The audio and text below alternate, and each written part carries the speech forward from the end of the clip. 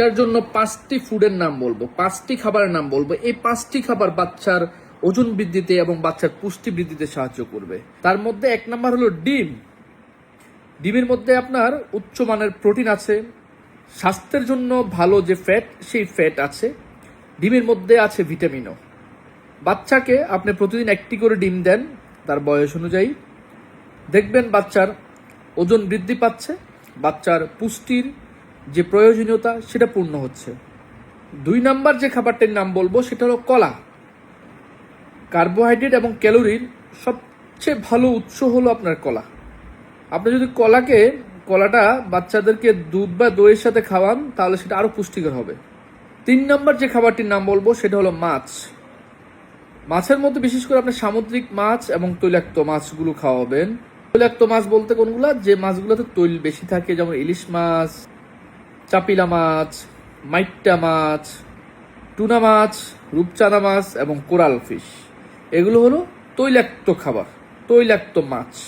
এই তৈলাক্ত মাছ এবং সামুদ্রিক মাছের মধ্যে আপনার উচ্চমানের যে প্রোটিনটা সে প্রোটিনটা আছে এবং ওমেগা 3 ফ্যাটি অ্যাসিড রয়েছে।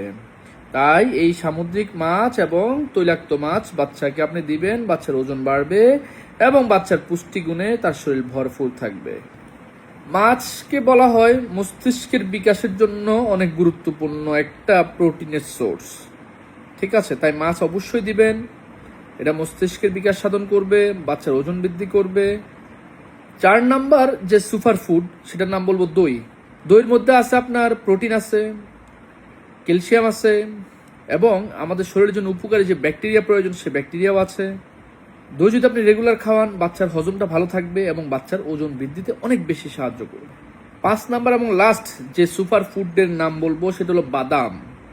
সেটা চীনা বাদাম হতে পারে, কাঠবাদাম হতে পারে বা কাজু বাদামও হতে পারে।